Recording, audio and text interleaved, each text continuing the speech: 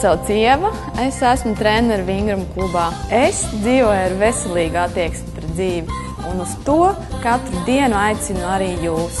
Lai sākums būtu vieglāks, tad arī sāksim ar pašu vieglāko, ar vingrinājumiem uz krēsla.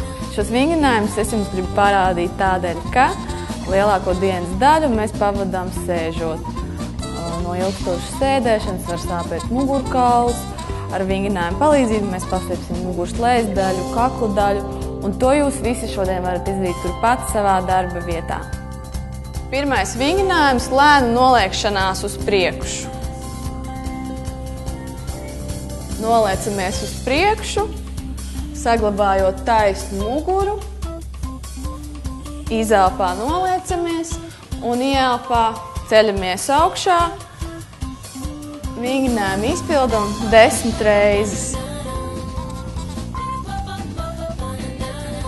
Otrais vingrinājums – kakla stiepšanas sānis. Vēders ievilkts, uzliekam roku uz galvas un viegli noliecam galvu uz sāniem, noturam 10 sekundes. Vēders ir ievilkts, mugura taisna un noturam līdz pat 10 sekundēm. Pēc tam to pašu pildam uz otru pusi līdz 10 sekundēm.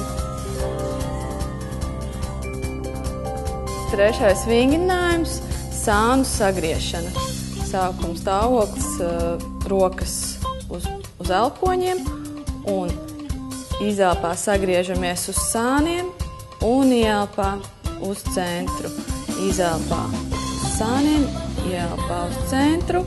Vēders ir ievilkts, nabu piespiežam pie mugurkaula, muguru turam pilnīgi taisnu un tā izpildam 20 reizes uz katru pusi un to visu atkārtojam 3 piegājienos. Ideāli!